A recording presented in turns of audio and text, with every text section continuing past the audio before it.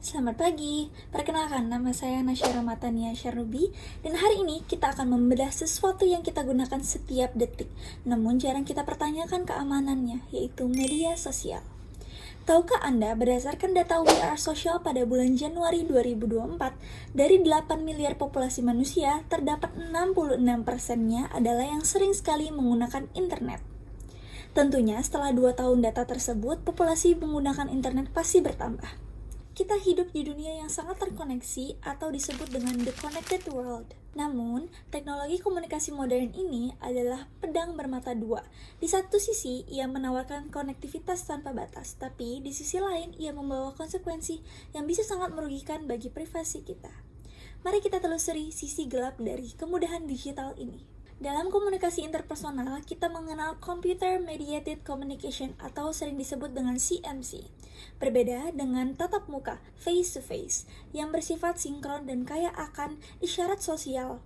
CMC seringkali dianggap miskin petunjuk karena terbatasnya bahasa tubuh yang bisa ditangkap. Manfaat CMC. Dengan adanya CMC, maka mempermudah menghubungkan suatu individu atau kelompok dengan suatu individu dan kelompok lainnya. Tentunya, proses bekerja dan komunikasi bisnis dipermudah dan mengurangi keterlambatan dalam menyampaikan informasi.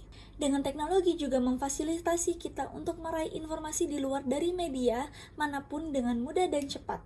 Dan jika ada seseorang yang tidak bisa hadir dalam meeting atau pertemuan, maka ia tetap bisa berkomunikasi daring.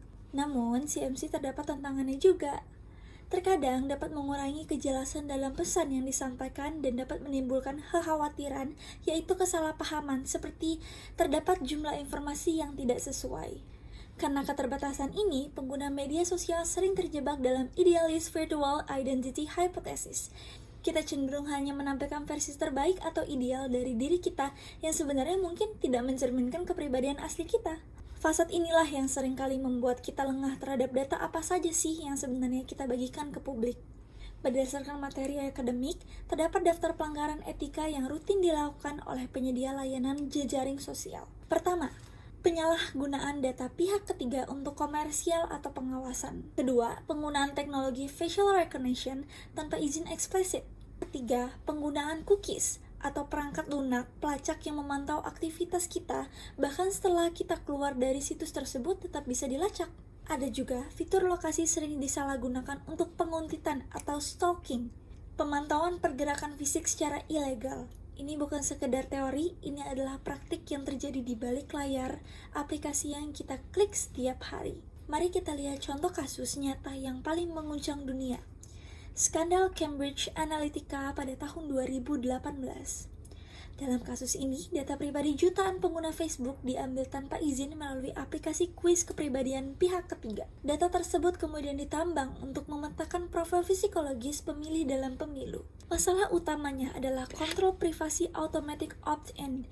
Pengguna tidak secara sadar memberikan izin, namun data mereka bahkan data-data teman mereka ikut tersedot. Inilah yang disebut oleh Charles Berger sebagai efek merusak dari teknologi baru. Tentunya setiap kasus yang terjadi terdapat dampak. Dengan pelanggaran privasi menyerang kesehatan mental kita, rasa diawasi secara terus-menerus memicu kecemasan dan apa yang kita kenal sebagai Facebook depression. Sering sekali orang mengalami FOMO. FOMO adalah fear of missing out. Rata-rata pengguna mengecek ponsel 221 kali sehari karena takut ketinggalan informasi. Akibatnya kita hidup dalam kondisi distraction atau distraksi terus-menerus, yang membuat kita sulit fokus pada dunia nyata. Sebagai penutup, kita harus menyadari bahwa dunia digital privasi seringkali menjadi harga yang kita bayar untuk sebuah kenyamanan. Namun, itu bukan berarti kita harus menyerah. Mari kita berhenti menjadi pengguna teknologi yang sembarangan.